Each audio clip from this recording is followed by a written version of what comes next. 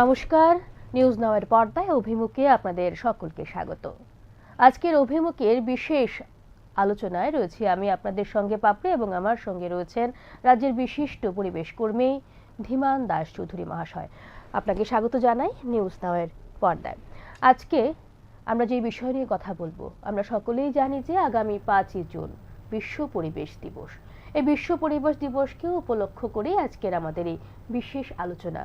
আমরা জানবো পরিবেশ কিভাবে সুরক্ষা করা যায়, পরিবেশকে নিয়ে কিভাবে কাজ করলে পরিবেশ আরো সুন্দর হবে, আমাদের গোটা রাজ্য সুন্দর হবে, আমরা সুস্থ থাকবো, পরিবেশ সুস্থ থাকবে।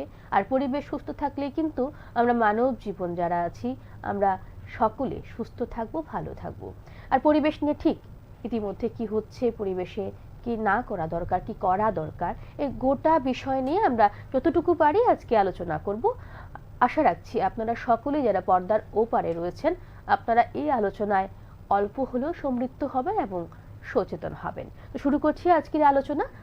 আমার সঙ্গে রয়েছেন ধীমান বাবু, ওনার সঙ্গে কথা বলবো। নমস্কার। আমি প্রথমে যে বিষয় নিয়ে যাব স্যার, যে এই বছরের বিশ্ব পরিবেশ দিবসের থিমটা নিয়ে আপনি যদি একটু বলেন সেই বিস্তারিতভাবে। এবছরের আমাদের ওয়ার্ল্ড এনভায়রনমেন্ট ডে বা বিশ্ব পরিবেশ দিবসের মূল থিম হচ্ছে inspired by nature for climate আর ফর আওয়ার ফিউচার। দেখুন, একটা জিনিস আমাদেরকে মাথায় রাখতে হবে যে আমাদের যে নেচারটা সে কিন্তু আর্গু করে না, সে আর্গু করবে না, সে নিগোশিয়েটও করবে না, সে শুধু আপনাকে একটা সিগন্যাল দেবে এবং সেই সিগন্যাল আমরা বিভিন্ন রূপে আমরা ইতিমধ্যেই আমরা কিন্তু এক্সপিরিয়েন্স করেছি। আমরা সে আপনার গ্লেসিয়ারের বরফ গলে যাওয়া হোক, বিশ্ব উষ্ণায়ন হোক, তারপর অসময়ের প্রাকৃতিক দুর্যোগ বলি, তো সবগুলি কিন্তু যে পরিবেশ যে আমাদের ক্ষতিগ্রস্ত হচ্ছে বা পরিবেশ যে তার নেচার তার প্রকৃতির বিরূপ চলছে, সে সিগন্যাল কিন্তু আমাদেরকে দিচ্ছে। এবং প্রতি বছর আমরা এই পরিবেশ দিবসে এক একটা থিম নিয়ে আমরা কাজ করি। তো এতদিন পর্যন্ত আমরা অনেক থিম নিয়ে আমরা পরিবেশ দিবসে এসেছি, ইউনাইটেড নেশনস এসছে। তার মধ্যে যেমন ছিল কোনো সময় ছিল গ্লোবাল ওয়ার্মিং, তারপর কখনো ছিল আপনার প্রকৃতির পলিউশন, কার্বন ফুটপ্রিন্টস, অনেক কিছু নিয়ে করেছি আমরা, অনেক আর্গুমেন্ট করেছি, আমরা অনেক আলোচনা করেছি। কখনো আমরা ডিস্ট্রাক্টও হয়েছি, আমরা মানে আমাদের উদ্দেশ্য থেকেও কিছুটা সরে গিয়েছি, যার জন্য আমরা একটা সময় অ্যামাজনে কিন্তু বিশাল বড় একটা ভয়াবহ অগ্নিকাণ্ড আমরা দেখেছি। অগ্নিকাণ্ডের মতো ঘটনা এখন খুব বাড়ছে। তো এই সমস্ত কিছু নিয়ে এবারকার যে ইউনাইটেড নেশনস যেটা আমাদের জন্য থিম ডিক্লেয়ার করলো, সেটা হচ্ছে যে আমাদের এখন প্রকৃতির মতো চলতে হবে। আমরা এতদিন প্রকৃতির ভারসাম্য রক্ষা করার জন্য যা করা আমাদের অ্যাক্টিভিটিগুলি আমরা আমাদের মতো করে প্রকৃতিকে সাপোর্ট করছিলাম। এবার যেটা বলছে যে তুমি নেচার থেকে ইন্সপায়ার্ড হও, ন্যাচারালি আমরা যা পাচ্ছি সেটার দ্বারা ইন্সপায়ার্ড হও। কার জন্য? ফর ক্লাইমেট আর ফর আমাদের বেটার ফিউচার। তো এখন নেচার কি চাইছে?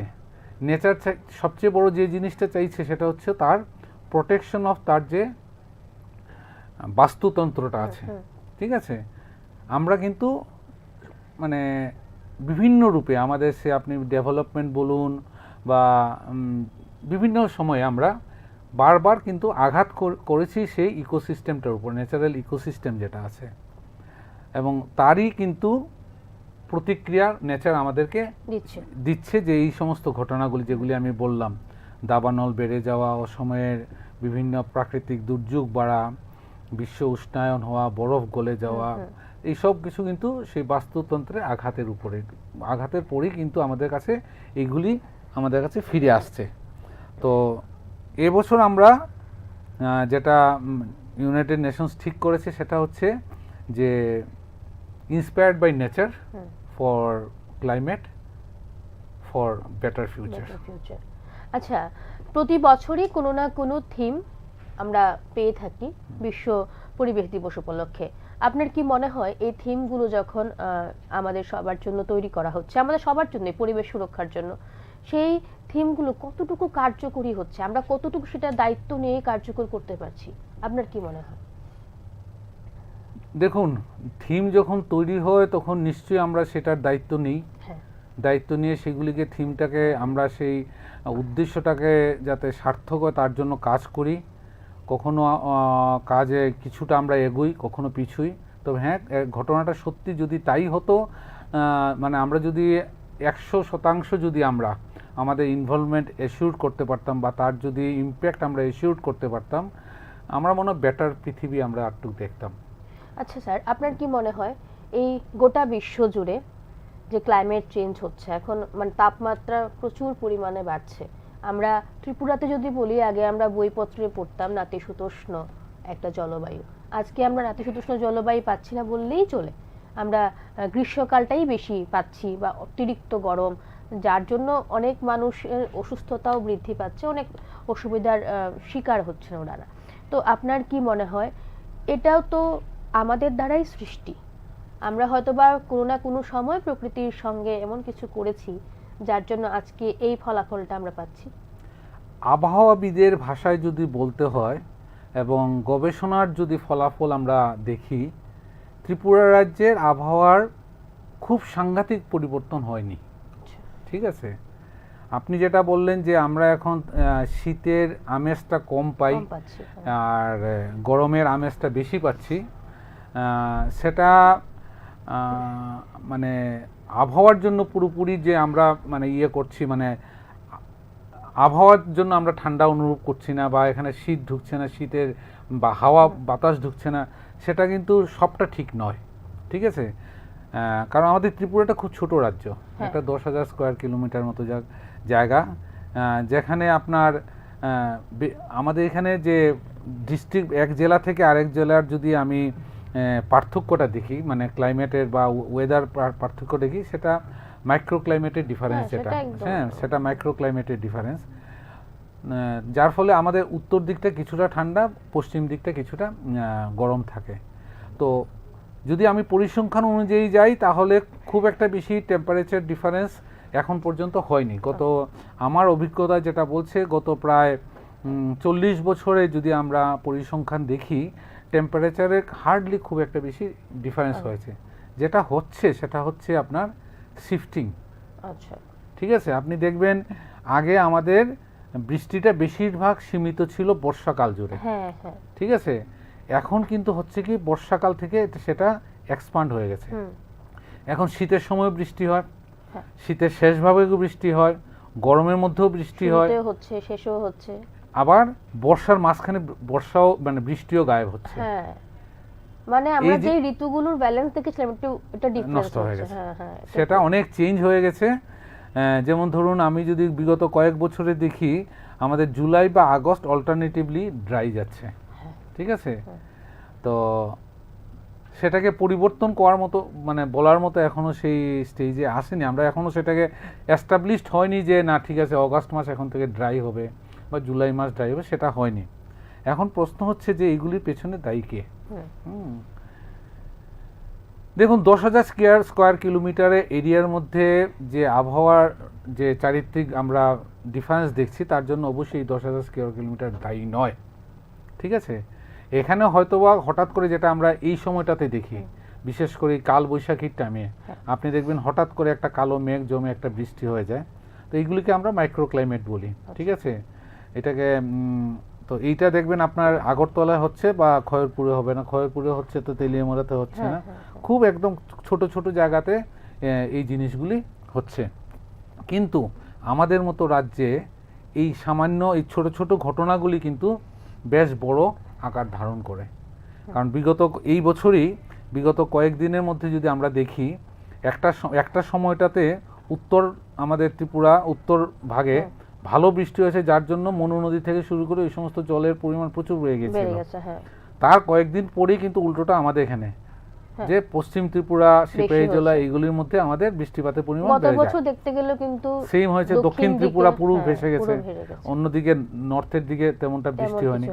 এই যে জিনিস ডিফারেন্সগুলি হচ্ছে, সেইগুলিকে আমরা ওয়াইড স্কেলে নিয়ে গিয়ে যদি আমরা বিশ্লেষণ করি, সেটা আবহাওয়ার পরিবর্তনের জন্য বা আমরা আমাদের ত্রিপুরাতে, কারণ দেখুন ত্রিপুরাতে পলিউশন বলতে বা ত্রিপুরার মানে বিশ্ব উষ্ণায়নে ত্রিপুরার কতটুকু তার শেয়ার খুবই নেগলিজেবল। তো আমাদের এখানে মূলত আমরা যেভাবে পরিবেশটাকে আমার দেখা মতে, আমার অভিজ্ঞতায় যেটা বলে, সেটা হচ্ছে আমাদের এখানে সবচেয়ে বেশি হচ্ছে আপনার সেই ফ্লোটিং এলিমেন্ট যেগুলি, মানে আমাদের ধুলা বালি কণা এগুলি, কারণ আমাদের এখানে সেই বড় কোনো ইয়ে নেই, ইন্ডাস্ট্রি নেই। তো যার ফলে আমাদের এখানকার বেশিরভাগ আমাদের পলিউশন বলতে আমাদের রাস্তাঘাটের ধুলা টোলা এইগুলি, আর গাড়ি থেকে গাড়িও খুব কম। কারণ দেখুন আমাদের ত্রিপুরা রাজ্য বাই ডিফল্ট খুব ভাগ্যবান যে আমাদের এখানে কিন্তু যতগুলি আপনার পাবলিক ট্রান্সপোর্ট সিস্টেম আছে বেশিরভাগ কিন্তু সিএনজি পরিচালিত, ঠিক আছে। তো যার ফলে আমাদের পার্শ্ববর্তী যে সমস্ত রাজ্যগুলি আছে তাদের তুলনায় আমাদের কিন্তু এই ভেহিকেল পলিউশন অনেক কম। যা হচ্ছে সেটা হচ্ছে আমাদের সিভিক সেন্সের অভাব। তার জন্য যেমন ধরুন, যেমন আপনি বলছিলেন এখন আসার সময় আপনার ঘটনা যেটা বলুন, একটা ছোট রাস্তার মধ্যে একটা বড় গাড়ি ঢুকে গেল, তার পেছনে যতগুলি গাড়ি আছে সেগুলি আইডেলে দাঁড়িয়ে রইল।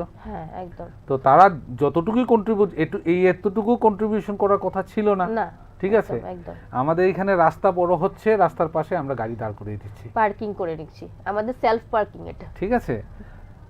সমস্ত রাস্তার উপরে আমাদের বিল্ডিং ম্যাটেরিয়ালস থাকছে, ঠিক আছে। সরকার পদক্ষেপ গ্রহণ করছে, কিন্তু আমাদেরও কিছু সিভিক সেন্স থাকা খুব প্রয়োজন। দিনের পর দিন আমার প্রভাব খাটিয়ে আমি রাস্তার উপরে আমার বিল্ডিং ম্যাটেরিয়ালসগুলি রাখছি, সেই ধুলা হোক, সেই পাথর হোক, সবগুলি যখন বাচ্চারা স্কুলে যাচ্ছে তখন একটা গাড়ি গেল, সেটা ডাস্ট পার্টিকেল সেগুলি চলল। তো এই সমস্ত আমাদের এখানে যেটা পলিউশন হচ্ছে সেগুলি আমার মনে হচ্ছে বেশিরভাগটি হচ্ছে আমাদের জন্য। উই আর রেসপন্সিবল, আমরাই দায়ী তার জন্য। না, আমরা যদি সচেতন থাকি তাহলে হয়তো সেটাও হতো না। বাড়িঘর থেকে আমরা মানে সরকার প্রচেষ্টা করছে যে সেটাকে যে waste disposal, domestic waste disposal, আমাদের এখানে তো ইন্ডাস্ট্রিয়াল ওয়েস্ট তো নেই, প্রায় নেই, কিছুই নেই, ঠিক আছে। কিন্তু আমরা আমাদের এখানে আমাদের ডোমেস্টিক ওয়েস্ট ডিসপোজাল আমরা আজ পর্যন্ত ঠিক করতে পারিনি। একদম একটা রাস্তা বলুন যেখানে আপনি যখন হেঁটে যাবেন তার সেই রাস্তাটা দিয়ে হেঁটে যাওয়ার কোনো উপায় আছে, এমন রাস্তা নেই যেখানে আপনি বাড়ি ঘরে আবর্জনা পাবেন না। ডাস্টবিন একদম সেলফ ডাস্টবিন সবাই করে নেয়।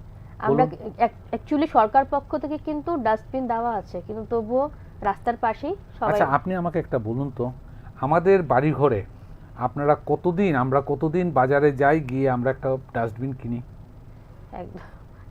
একদম বিশাল বড় কোয়েশ্চেন, ঠিক আছে। সকলে কিনেই না। আমাদের উদ্দেশ্যটা কি? আমাদের বাড়ি ঘরের কমন প্র্যাকটিস যেটা হচ্ছে পলিথিনে ব্যাগের মধ্যে সমস্ত ডাস্ট রাখো। আগে এটা খুব কমন হতো যে রাত্র 11টা 12টার সময় বাড়ির দোতলা থেকে বা গেটের সামনে থেকে ঢিল মেরে রাস্তায় ফেলে দেওয়া, ঠিক আছে। এখন বোধহয় কিছুটা কমেছে, কিন্তু কর্নারে যদি কেউ একজন একটা জিনিস রেখে আসলো, আপনি দুদিন ওখানকে কিছু করবেন, দেখবেন ওখানে আবর্জনা স্তূপ হয়ে গেছে।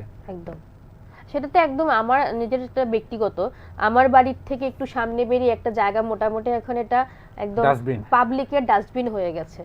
মানে এর জন্য কে দায়ী? ডাস্টবিন তো নেই সেই জায়গাটাতে, একজন দুজন করে করে এখন এত মানুষ ডাস্টবিন ফেলছেন যে এই জায়গাটা ডাস্টবিনের জন্য বরাদ্দ হয়ে গেছে, এমন দেখতে লাগে। আর এত গন্ধ বের, এখান দিয়ে বাচ্চারা স্কুলে যায়, মানে আমি আমার বাচ্চাকে নিয়েও সেখান দিয়ে স্কুল দিয়ে যাই, মানে ওই জায়গাটা কিভাবে যে আমরা পেরোই, মানে আমরা বুঝতে পারি সেটাও তো পরিবেশ দূষণ করছে, তাই না? তো এটার জন্য কাকে দায়ী করবেন? We are responsible for that. তো আমরা যদি এখনো আমরা দেখুন, শিক্ষা নেই এ কথা আমি বলবো না। আগরতলা শহরের উপরে 5 লক্ষের বেশি মানুষ বাস করছে। 5 লক্ষ উপরে আমি মানে এই জিনিসটা জানেন না তার একজন লোকও হবে না। Each and every citizen Agartala শহরের এই যে ওয়েস্ট ডিসপোজাল সিস্টেম সম্বন্ধে জানেন, কিন্তু ওনারা প্র্যাকটিস করেন না। মাসে 60 টাকা ওনারা অথরিটিকে দেবেন না যে তার বাড়ির ওয়েস্টটা নিয়ে যাবে। ওনাদের কথা হলো 5টা 6টার সময় কেন আসবে। আবার উনি যখন গাড়ি নিয়ে বেরোবেন আর সামনে যখন মিউনিসিপ্যালিটির গাড়িটা থাকবে তখন উনি গালাগাল করবেন যে কেন রাত্রেবেলা মালগুলি সরানো হয় না। তো এগুলির জন্য জানি না একটু মানে এদের এদের জন্য কি শিক্ষা ব্যবস্থা আসলে প্রয়োজন। প্রতিনিয়তই আপনাদের মতো যারা পরিবেশ কর্মীরা রয়েছেন প্রতিনিয়ত এইসব নিয়ে আলোচনা করছেন, সমাজকে সচেতন করার চেষ্টা করছেন। আমরা চাইবো আপনারা যারা রয়েছেন পর্দার ওপারে এই আলোচনাগুলো শুনবেন এবং শুধু শুনে মানে সেটাকে তখনই শুনলাম, শোনার আছে শুনলাম সেটা নয়, সেটাকে শুনে যেন আমরা ইউটিলাইজ করতে পারি আমাদের জীবনে, সেদিকেও লক্ষ্য রাখতে হবে। তার জন্যই কিন্তু এই সব আলোচনা, কারণ এটা কিন্তু ভীষণ গুরুত্বপূর্ণ যে পরিবেশ দিবস নিয়ে এই সকল আলোচনাগুলো, আর তার জন্য কিন্তু আমরা আপনাদের সঙ্গে রয়েছি এই বিশেষ আলোচনাগুলো নিয়ে। প্রতিদিন থাকছি ৫ তারিখ অবধি আমরা, যে এই বিভিন্ন বিষয় নিয়ে, পরিবেশ সংক্রান্ত বিভিন্ন বিষয় নিয়ে আপনাদের সঙ্গে আলোচনা করব, শোনাবো আপনাদের আলোচনা, যেন আপনারা আরেকটু হলো সচেতন হন। এবং আপনার সচেতন থাকলেই কিন্তু পরিবেশটা সুন্দর থাকবে, আর পরিবেশ সুন্দর রাখার দায়িত্ব কিন্তু আমাদের নিজেদের, কারণ পরিবেশ সুন্দর থাকলে আমরা সুস্থ থাকবো, ভালো থাকবো।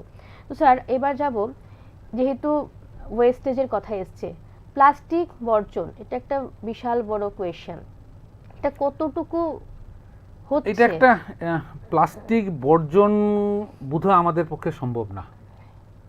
কেন তা হবে না? প্লাস্টিক বর্জন এই জন্য সম্ভব না কারণ প্লাস্টিকের মতো ইউজার ফ্রেন্ডলি অল্টারনেট আজ পর্যন্ত আমরা আনিনি। আমাদের প্লাস্টিক এটা কি শুধুমাত্র ত্রিপুরার ক্ষেত্রে বলছেন নাকি আপনি মোটামুটি সব জায়গাতেই, আদার স্টেট? সব জায়গাতেই মোটামুটি, কারণ আমরা সোর্সে কিন্তু আমরা বন্ধ করতে পারছি না। প্লাস্টিকটা যেখান থেকে আসছে সেখানটা আমরা বন্ধ করতে পারছি না। আচ্ছা, ঠিক আছে, কিন্তু অল্টারনেটিভ দেখা যাচ্ছে আজকাল অনেক মানে কাগজের ব্যাগ বের হচ্ছে। আপনি একটা কথা বলুন, কিন্তু একটা ব্যাগ হ্যাঁ, যেটাকে আপনি আপনার পার্সে ঢুকিয়ে নিতে পারছেন, হ্যাঁ, সেই ব্যাগ দিয়ে আপনি 10 থেকে 15 কিলো জিনিস নিয়ে আসতে পারছেন। হ্যাঁ। এমন কি কাগজের ব্যাগ আছে যে কাগজের ব্যাগে আপনি 10 কিলো জিনিস আনতে পারবেন? একদমই না, একদম হালকা, ওটা একদম হালকা, ঠিক আছে, হালকা 50 গ্রাম 200 গ্রাম 300 গ্রাম নিলেই মনে হয় ছিঁড়ে যাবে। প্লাস্টিক ব্যাগ নির্মূল করা সম্ভব যদি সেটাকে সোর্সে বন্ধ করা যায়। তাহলে সেটার পরিপ্রেক্ষিতে কি হতে পারে, কি ব্যবস্থা গ্রহণ করতে পারে সরকার? আমাদের ছোটবেলায় কিন্তু প্লাস্টিক ছিল না। আচ্ছা, ঠিক আছে, বাড়ি থেকে বাবা মা বা আমরাও যখন আমরা বাড়ি থেকে ব্যাগ নিয়ে যেতাম, চটের ব্যাগ। চটের ব্যাগ। এবার কথা হলো যে চটের ব্যাগ কোথায় পাবো? হ্যাঁ, চট হয়ই না। হ্যাঁ, ছোট ত্রিপুরা রাজ্যের একটা চটকল ছিল, সেটাও বন্ধ হয়ে গেছে। এবং আমি যদি ভুল না হই বা আমি যদি জানি, কারণ ওটার জন্য র মেটেরিয়ালস হচ্ছিল না। এবার কেন র মেটেরিয়ালস হচ্ছিল না? কারণ চটের যে জমি আমাদের ত্রিপুরা রাজ্যে ছিল সেইগুলিতে ধান লাগানো হয়েছে। আচ্ছা, কেন ধান লাগানো হয়েছে?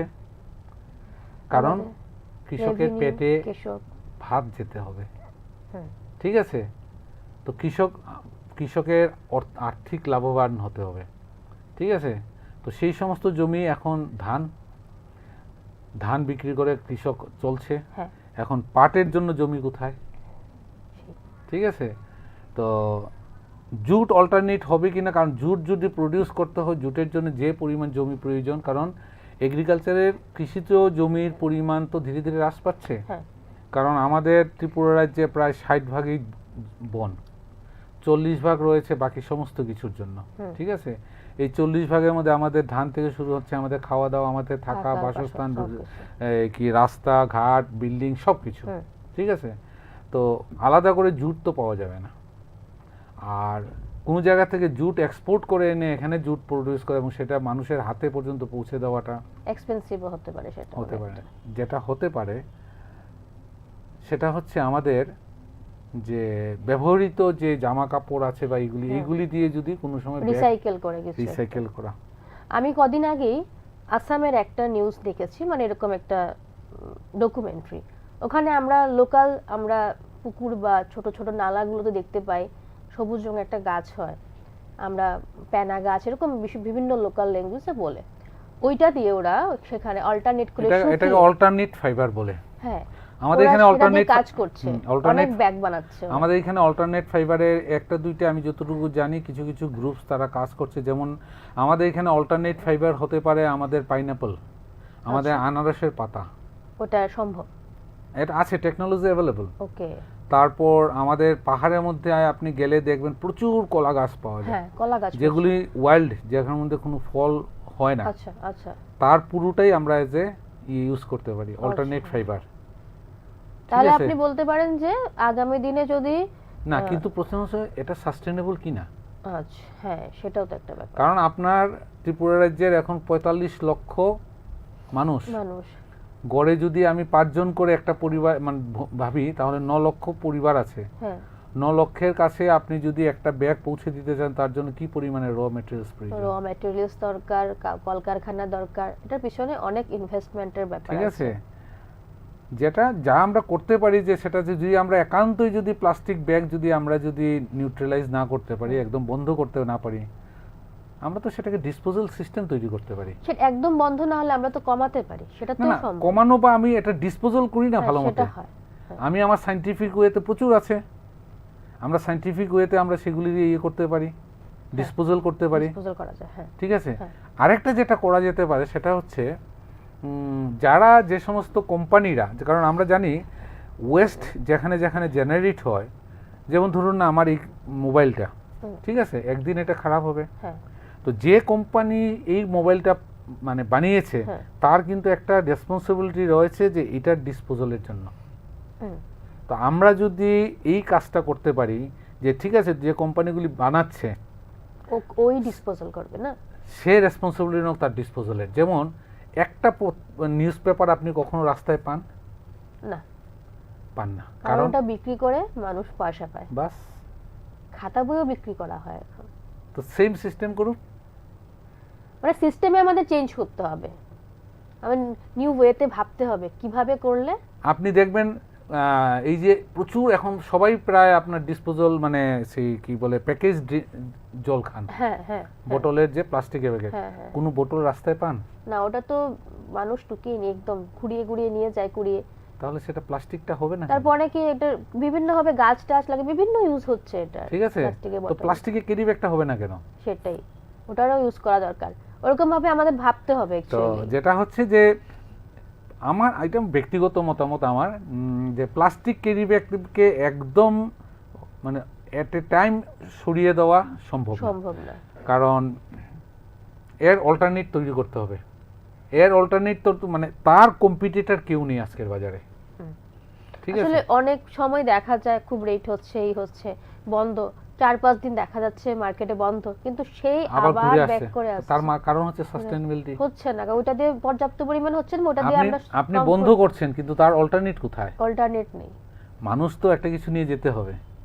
তো সবচেয়ে আমার মনে হয় যেটা মানে প্রয়োজন সেটা হচ্ছে যে এটা ডিসপোজাল সিস্টেমের মধ্যে আপনি আনুন।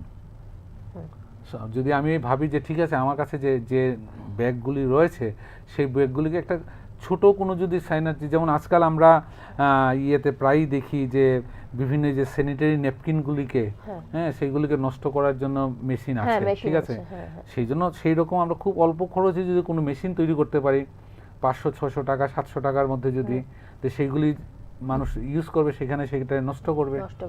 তো খেয়াল রাখতে হবে যাতে সেটার বার্নিং ইয়েটা যাতে ইম্প্যাক্টটা যাতে আমাদের আবার পরিবেশে ফেরত না আসে, তো সেটা দিয়ে সম্ভব। কিন্তু সবার আগে আমাকে নিজেকে জাগ্রত মানে আমার অ্যাওয়ারনেস বাড়াতে হবে। আমাদের যে বললাম যে সিভিক সেন্সটা যদি না আসে, তাও আপনি যাই সিস্টেম মনে করুন, যে আপনি যদি ভেবে থাকেন যে আমি আমার ডিসপোজালের জন্য আমি দায়ী নই, সরকারকে আমি ট্যাক্স দিচ্ছি, মিউনিসিপ্যালিটি আমি ট্যাক্স দিচ্ছি, মিউনিসিপ্যালিটি এখন ভাববে আমি ডিসপোজাল করতে পারবো, আমার দায়িত্ব হচ্ছে রাস্তা পর্যন্ত পৌঁছে দেওয়া, তাহলে আমার মনে হয় না কোনো সিস্টেমই কাজ করবে। আচ্ছা, অ্যাকচুয়ালি আমি তার জন্য বারবার বলছি যে আমাদের প্রথম নিজেকে ঠিক করতে হবে। 100 বার আমরা ঠিক করলেই আস্তে আস্তে আমি আপনি করে করে সবাই আস্তে আস্তে ঠিক হবে। আগরতলা শহরের মানে প্রচুর ক্লাব আছে, হ্যাঁ, প্রচুর ক্লাব প্রচুর দুর্গাপূজা করে, হ্যাঁ, এখন দিন আমরা এই ক্লাবগুলির মাধ্যমে কিন্তু ইয়ে করতে পারি, অ্যাওয়ারনেস না, প্রত্যেক মিউনিসিপ্যালিটি যদি চিন্তা করে যে আমরা এই ক্লাবগুলোকে ইনভলভ করব, ক্লাবগুলোকে বলবো তুমি তোমার এলাকার ভেতরটা, কারণ আজকাল মানে ক্লাবের মানে সেই এলাকার ভিতরে কোনো কিছু গন্ডগোল টন্ডগোল হলে অনেক সময় আমরা দেখি যে ক্লাবের ছেলেরা সেখানে গিয়ে প্রশাসনকে সাহায্য করে, তো এই ব্যাপারে সাহায্য করতে তো আসতেই পারে। ক্লাবগুলিকে যদি আমরা ইনভলভ করি, কারণ অনেক কিছু জানেন যে সরকারের পক্ষ থেকে অনেক কিছু গিয়ে করা অনেক সময় সম্ভব সম্ভব নাও না। হতে পারে, কিন্তু সেই জায়গাতে যদি আমরা আর এই ধরনের কোনো এনজিও বা তাদেরকে, মানে ক্লাবও একটা এনজিও আমি ধরছি, তো তাদেরকে ইনভলভ করতে পারি, তারা কিন্তু অনেক কিছু করতে পারে। ক্লাব আছে, এনজিও আছে, অনেক অনেক এনজিওর সংস্থা। পক্ষে আমাদের এখানে এনজিওর ইয়েটা একটু কম আছে, তবে আমাদের এখানে ক্লাব খুব অ্যাক্টিভ। হ্যাঁ। তো প্রত্যেক পাড়ায় পাড়ায় ক্লাব আছে। ক্লাবগুলিকে যদি আমরা একখানে জড়ো করে ওদেরকে আমরা বলতে পারি যে তোমরা এই জিনিসটার দায়িত্ব নাও, যে তোমার এলাকার মধ্যে, রাস্তার মধ্যে যাতে কোনো আবর্জনা না পড়ে থাকে, তোমার দায়িত্ব এটা দেখে এটা নেওয়া। তোমার দায়িত্ব। দেখুন, আমার মনে হয় যে এই জিনিসটা খুব খারাপ হয়। এবং তাদের মধ্যে যদি একটা প্রতিযোগিতামূলক, আমরা যেমন দুর্গাপূজায় আমরা আমরা ইয়ে করি, প্রাইজ দেই Prize বেস্ট দেওয়া হয়। বেস্ট ইয়ের জন্য, তারপর বিভিন্ন খেলাধুলায় খেলাধুলাতে দিতে। আমার মনে হয় আমরা যদি এরকম করতে পারি, সবচেয়ে বেস্ট যে এলাকাটা বা পাড়াটা থাকবে তাকে আমরা প্রত্যেক বছর পুরস্কৃত করব। হ্যাঁ, এই জন্য বিভিন্ন প্যারামিটার ঠিক করা যেতে পারে। আমার মনে হয় সেটা একটা পরিবর্তন আনা সম্ভব। আনা সম্ভব। হুম। সরকার চেষ্টা করলে সেটা, সেই উদ্যোগটা গ্রহণ করে ক্লাব নিজের থেকেও করতে ক্লাব পারে। নিজেরা হয়তো বা কি হয়তো আমরা ওই করছি বলে করি না ওরকম ম্যাটারটা, মানে তো আমাদের ত্রিপুরাতে, ত্রিপুরা আরো মানে নির্দিষ্ট করে বলতে গেলে যদি আমি আগরতলার জন্য বলি, আমাদের মূল পরিবেশ যেটা দূষিত, যদি দূষণের ভাষায় দূষণ বলুন, সেটা মূলত হচ্ছে, আমার যেটা মনে হয় সেটা পুরোটাই কিন্তু আমাদের সিভিক সেন্স। দূষণ যেহেতু আছে, তাহলে পরিবেশ দূষণটা নিয়ে একটু বলি, যে ত্রিপুরার পরিবেশ দূষণের মাত্রাটা এখন কি জায়গায় রয়েছে, আর কিভাবে হচ্ছে আমাদের এখানে দূষণ কি কি এখন ক্ষেত্রে এখন হচ্ছে? আমরা যেহেতু আমাদের এখানে প্রচুর সিভিল ওয়ার্ক মানে হচ্ছে, এখন আমাদের দূষণের প্যারামিটারসগুলি সবটা একটু, মানে বিশেষ করে সাসপেন্ডেড পার্টিকেলের মাত্রাটা একটু বেশি রয়েছে। বেশি আছে, কিন্তু এটা তো টেম্পোরারি, টেম্পারেরি। ঠিক আছে।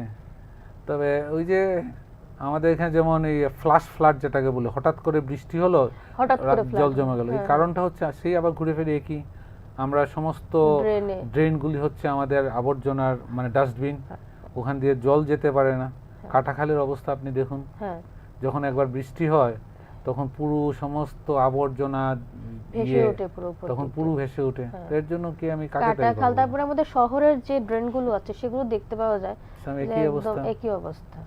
তো আমাদের আচ্ছা। এই জিনিসগুলো যদি আমরা আমাদের ওয়েস্ট ম্যানেজমেন্ট একটা, আমার মতে ত্রিপুরার, বিশেষ করে আগরতলার, আগরতলার প্রায় মফস্বলের সমস্ত শহরগুলিতেই কমন যেটা হচ্ছে সেটা হচ্ছে আমাদের ওয়েস্ট ডিসপোজাল, হুম, সেকেন্ড হচ্ছে আমাদের এই ভেহিকেল, যানবাহন, যানজট। এই দুটোকে যদি আমরা ট্যাকেল করতে পারি, আমাদের পলিউশন অর্ধেক হয়ে যাবে বা আচ্ছা, আরো কম হয়ে যেহেতু যাবে। ভেহিকেল এসছে, একটা মানে জানতে চাইছি যে একটা কথা, ইতিমধ্যে আমরা সবাই জানি যে পেট্রোল ডিজেলের দাম বাড়ছে, তারপরে হজবজের জন্য আমাদের কাছে জ্বালানি নেই ঠিকভাবে, তার জন্য বিভিন্ন পদক্ষেপ গ্রহণ করছে সরকার যেন পেট্রোল ডিজেল কম ইউটিলাইজ করা হয়। তার পরিপ্রেক্ষিতে জন্য ইভি ইউজ করা, ইভি ইলেকট্রিক ভেহিকেল গাড়ি হোক বা স্কুটি, এখন তো স্কুটিও বেরিয়েছে হোক, বা আমরা যদি বলি সাইকেল, এটা বিশাল বড় একটা দারুণ জিনিস, যেটা কি শরীর চর্চাও হচ্ছে বা সঙ্গে আপনার পেট্রোল ডিজেলের ম্যাটারটাও কোনোভাবে এফেক্ট হচ্ছে না। মানে আপনি এই ব্যাপারটা কিভাবে দেখবেন, সরকার যে রোস্টার বা এসব করেছে, এটার থেকে অন্য কি করলে আরো বেটার হতো, বা আপনার কি মনে হয়? ত্রিপুরার মতো ছোট্ট রাজ্যের বেস্ট সলিউশন হচ্ছে স্ট্রেংথেন করা পাবলিক ট্রান্সপোর্ট, আচ্ছা, যেটা বলে গণপরিবহন ব্যবস্থা। কারণ আমাদের ত্রিপুরার, আমাদের মানে আগরতলা হচ্ছে কমে আছে, একদম নেই, খুব ভালো, একদমই নেই। নর্থ ইস্টের মধ্যে আমি যদি ভুল না হয় একমাত্র আগরতলা শহরই হচ্ছে বা যেখানে কোনো গভর্নমেন্ট পাবলিক ট্রান্সপোর্ট সিস্টেম নেই। নেই সব তো যা আছে পাবলিক। বাকি সমস্ত নর্থ ইস্টে প্রতিটি শহরে আছে। আপনি একবার চিন্তা করুন, আপনার বাড়ি ধরুন ধলেশ্বর কোনো একটা জায়গায়, আপনার কোনো আত্মীয় আপনাকে নিমন্ত্রণ করেছে, সে থাকে রামনগর ধরুন 4-এর শেষে।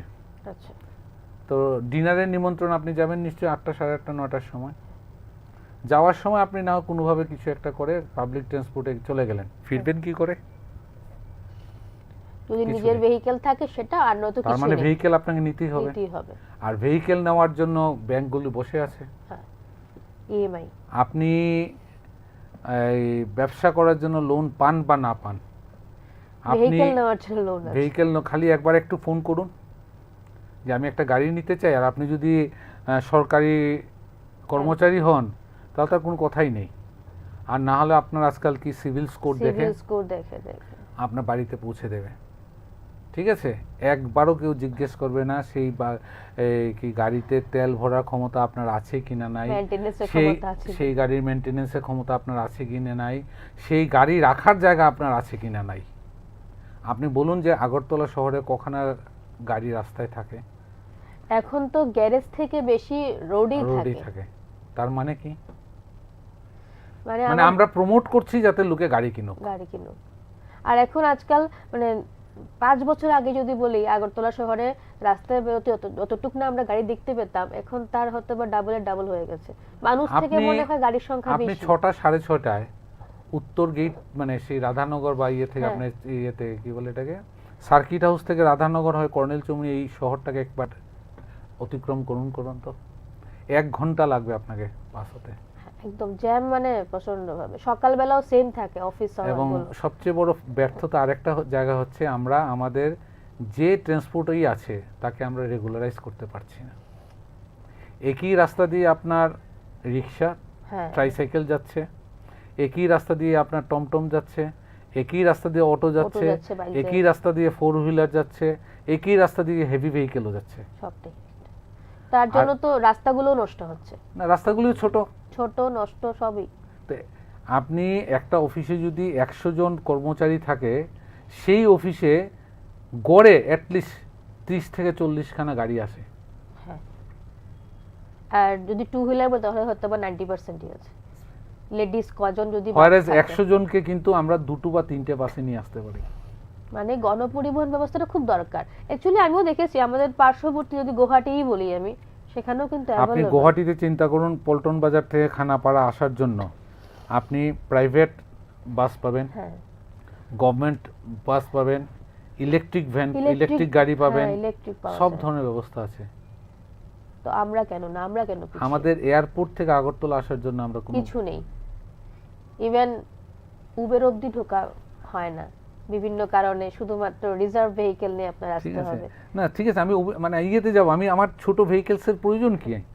আগরতলা শহরে যদি আমি 5খানা গাড়ি চালাতে পারি, বড় বাস নয় ছোট বাসগুলোই যদি চালাতে পারি এবং স্ট্রিক্টলি টাইম মেনটেন করে, আপনি যদি জানেন যে আমি এখন তো 9টা 9:30 থেকে অফিস, যে আমি 9টা 15-তে আমি বাড়ি থেকে বেরিয়ে আমার সামনের বাস স্টপেজ আছে, সেই বাস স্টপেজে বসলে আমি 9:30টার মধ্যে অফিসে পৌঁছে যাবেন। আপনি গাড়ি কিনবেন?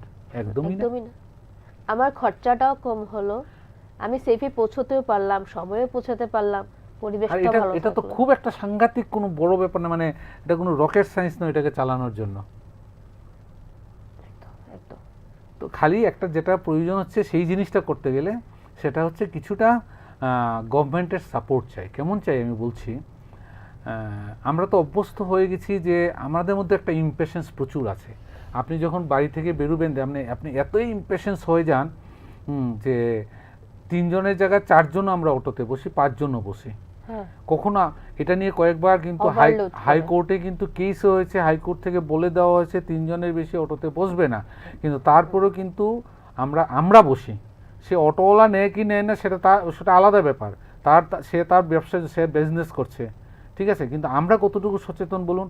আমরা আমাদের এত ইমপ্রেশন, আমরা বাড়ি থেকে 5 মিনিট আগে বেরোবো না, প্রয়োজন হলে 5 মিনিট পরে বেরোবো এবং ঘাড়ের উপরে ঘাড় চেপে আমি অফিসে যাব।